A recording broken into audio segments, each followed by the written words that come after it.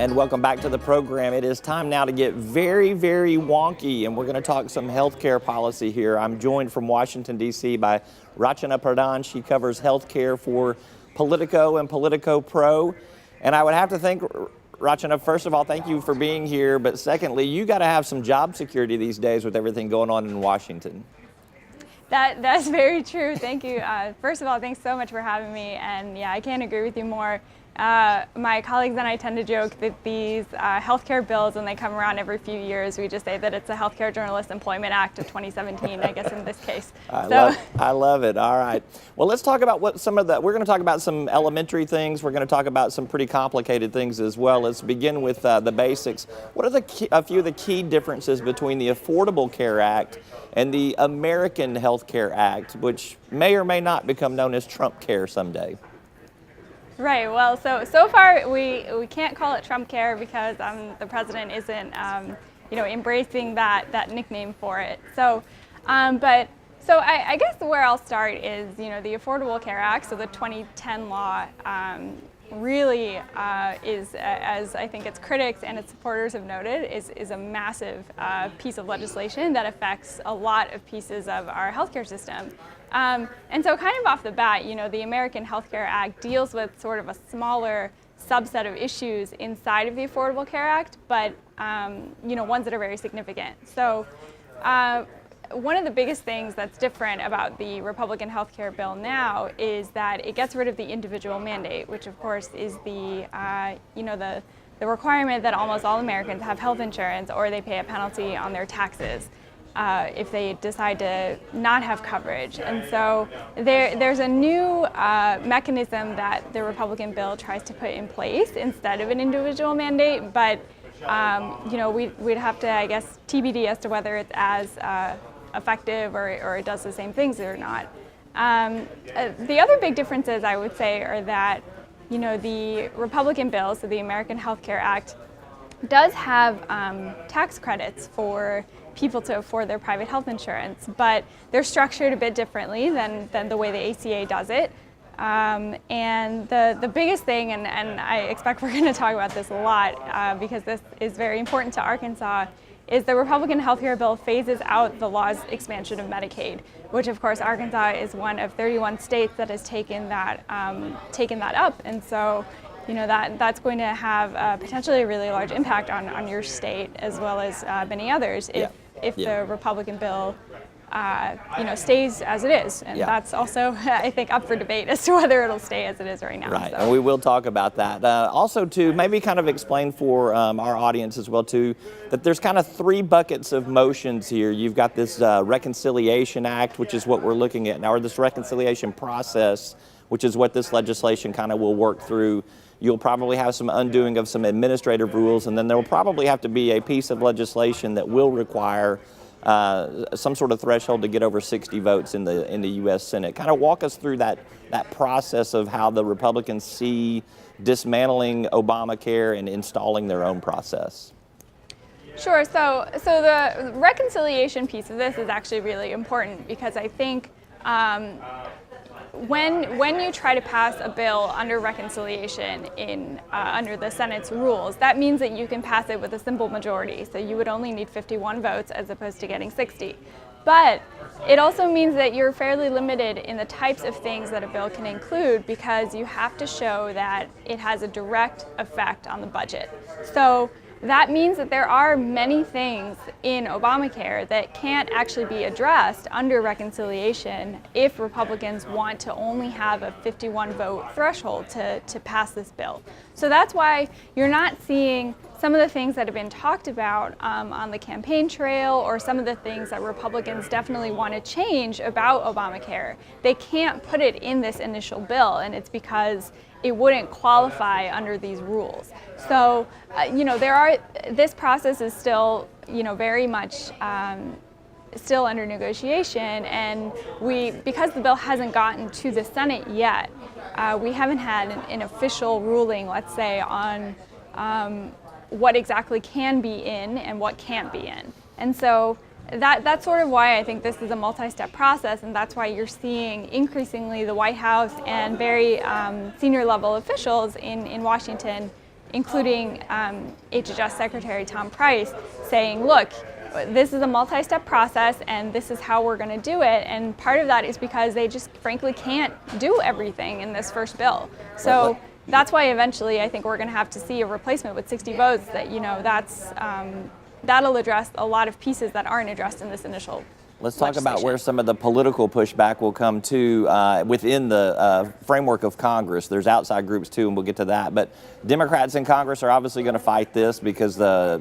Obamacare, the Affordable Care Act, was the signature piece of legislation for President Obama. They were behind it. You've got Senate Republicans, even U.S. Senator Tom Cotton apparently coming out on Thursday saying, hey, House, you might want to go back to square one and start over again. And then you've got the House Freedom Caucus, which is a more conservative element, maybe 30 to 40 members of the House Republicans there that have said this is another entitlement program, we're opposed to it. Maybe address some of the concerns of what you think the Freedom Caucus has objections to and the Senate Republicans, because I think the Democrats one is pretty obvious. Right. So the Freedom Caucus, really one of their biggest gripes about the bill is these new tax credits that House Republicans have proposed in their legislation. So these, as I said earlier, these tax credits are structured a bit differently than the way that Obamacare does it. They're tied to a person's age rather than income. There are caps on how much a person could qualify for, there's an income ceiling, I guess is the way I should say it. So it's not like millionaires are going to be getting, the same level of assistance per se. But the conservative wing of the Republican Party really sees this as a new entitlement. They don't want these new tax credits because it's new spending. And I think their hard line is that, we said we would repeal Obamacare, and this is not repeal. And so that's still what they want. Now, on the other side of this, of course, as you mentioned, we have several Senate Republicans who, by nature of the Senate, is a bit more slow-moving than the House. They're also more moderate. And so there are several senators that are really concerned about the way that the phase-out of Medicaid expansion is structured in the Republican bill right now. One of them, I think one of the senators, of course, Senator Tom Cotton, you're right, like just a couple days ago, or maybe it was even yesterday, I can't remember now, said that, we need to slow this down, and because if you get it wrong, it could really, really hurt a lot of states. And Senator Rob Portman of Ohio is another one of those Republicans that is saying we need to make sure that the people who have expanded Medicaid coverage have a way to stay covered under whatever comes next.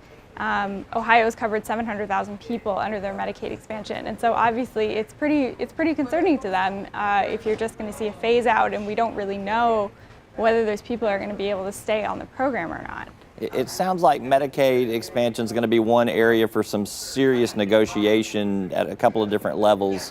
Where else do you see where there might be some really obvious places where there's going to be some negotiation? Will it be in the size of the tax credits? Will it be in the individual mandate component that goes away? Or do you think, give me a little bit of a sense of what you think will be a major or a couple of major negotiation points? So I think Medicaid definitely, because there's a lot of concern. If you go back to the way that Obamacare was written and kind of what ended up happening, things shook out a little bit differently under the law than what I think was imagined. A lot of it's 20 million plus people who have gotten covered under Obamacare. More than half of those are through Medicaid expansion. So that is a huge population that we're talking about. And of course, like I said, there are 31 states that expanded. Half of them have Republican governors now. And so they are, I think, working with their counterparts in Congress. And I think they probably can be a pretty effective negotiating bloc in trying to moderate any sort of repeal bill because of what it would mean for their states, including Arkansas. So that's one area. The tax credits, I think also, there is, I don't know how much room for negotiation there will be, but it's certainly a big sticking point for conservatives. And so it remains to be seen, whether those tax credits really stay the way as they are.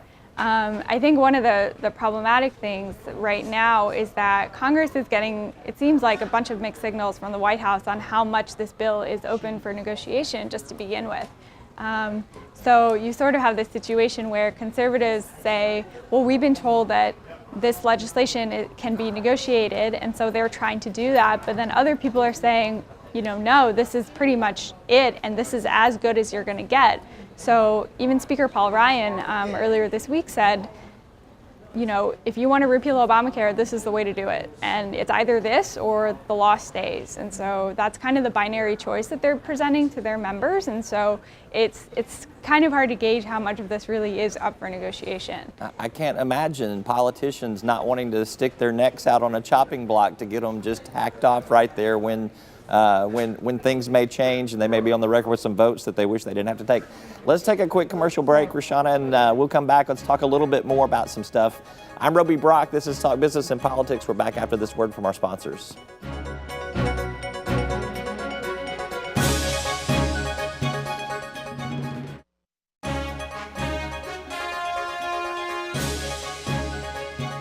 And welcome back. Politico's Rachana Pradhan is with us. She covers healthcare in the nation's capital, so you don't have to.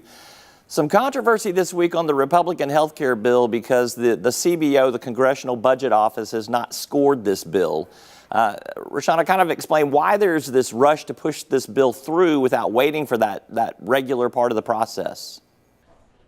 Well, yeah, definitely. So Democrats are really making a lot of hay about this. They say it's unacceptable, basically, that Congress would be forced to vote on a major piece of legislation like this and not know what it'll cost and how many people it'll cover, which are basically the two most, important questions. So I think part of the pressure, honestly, in why House Republicans are moving on this like they are is there's a political one and there's also a legislative calendar one. So I think the House really wants to get this process going because in order for them to move on other parts of President Trump's domestic policy agenda, like tax reform, they also have a Supreme Court nominee that they have to deal with.